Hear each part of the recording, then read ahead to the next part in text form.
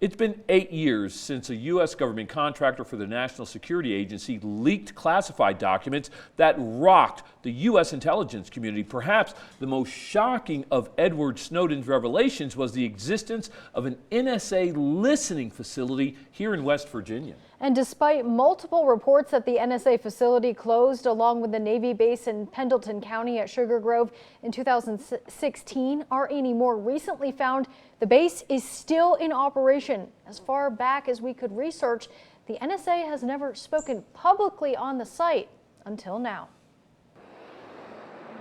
For all intents and purposes, this is the middle of nowhere. As I cross into the National Radio Quiet Zone, it appears you only see what the government wants you to see.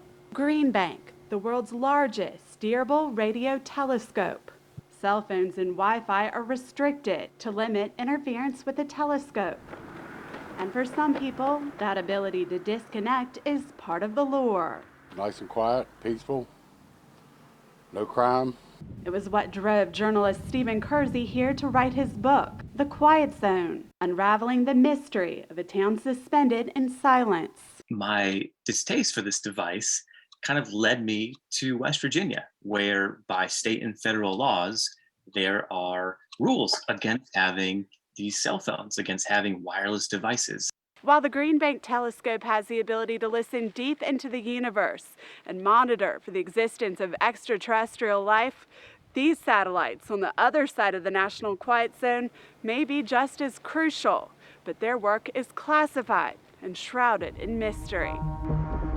It's a star on the map 30 minutes northeast of Green Bank towards the Virginia border, but you won't find that map at the Green Bank bookstore. Even those who live near Sugar Grove are reluctant to talk about it. No, I ain't never heard about it. Never hear anything about them.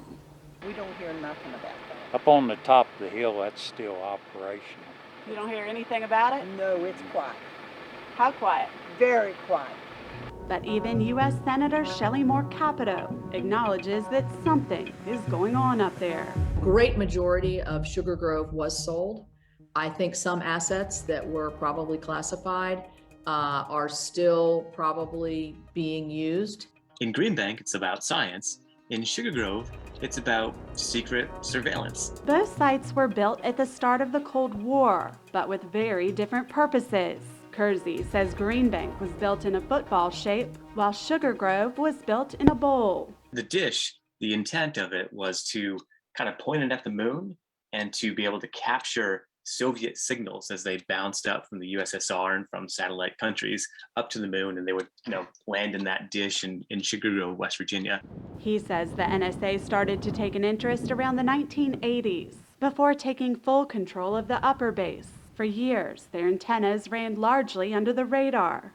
The reason we know about how much they're swooping in and surveilling and the amount of data they're getting in is because of the leaks from Edward Snowden, about 10 years ago when he was a contractor for the NSA. Those documents, as reported by The Intercept, claim the antennas were sweeping 1.8 million phone calls, texts, and other contacts a day. There is this sense of you can go to the quiet zone to get away from being surveilled by the NSA. At the same time, you're actually literally in the shadow of the NSA and of those, spy antennas they have there.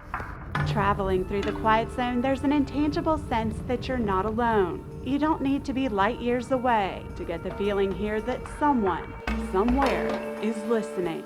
Here for you at Sugar Grove, I'm Annie Moore, WVVA News.